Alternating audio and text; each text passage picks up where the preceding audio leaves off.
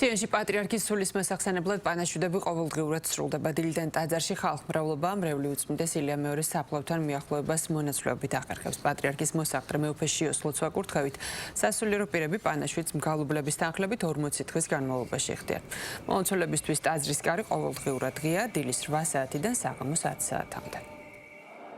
მან ამდენ ხალხზე მთელ ერზე იზრუნა და ჩვენი პატარა მისია, რაც გვაკისრია ჩვენი ოჯახებისთვის, ჩვენს გარშემო ხალხისთვის, რაც გვაკისრია რავალდებულებების ყოვლის შეგვასრულებინა პირნათლად, ისე როგორც მან შეასრულა მთელი ერისთვის.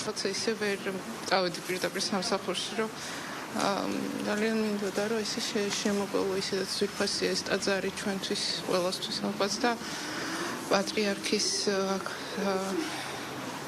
და ბრძანებით და განსვენებით ალბათ კიდევ უფრო მეტი მნიშვნელობა რა თქმა უნდა შეიძინა ქაურობამ და ეს დღეები განსაკუთრებით ალბათ ყველა უნდა მოუბილისდეთ ისევ მისი მოგონებით, მოხსენებით და მადლობით. ემოცია ნამდვილად ძალიან დიდია.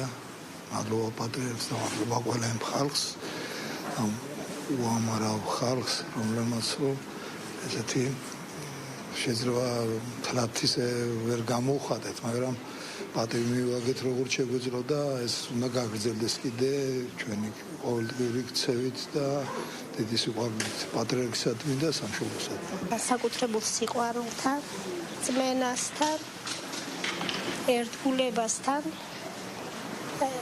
და ის სიმშვიდესთან. აი ამას ხურს რომ მე ვაქ.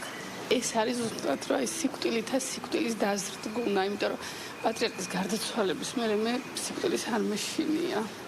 და არ ვიცი, აი ძალიან ბედნიერი ვარ, რომ აი ესე შეგვიძლია მოვიდეთ და მოვილოცოთ პატრიარქის საფლავი.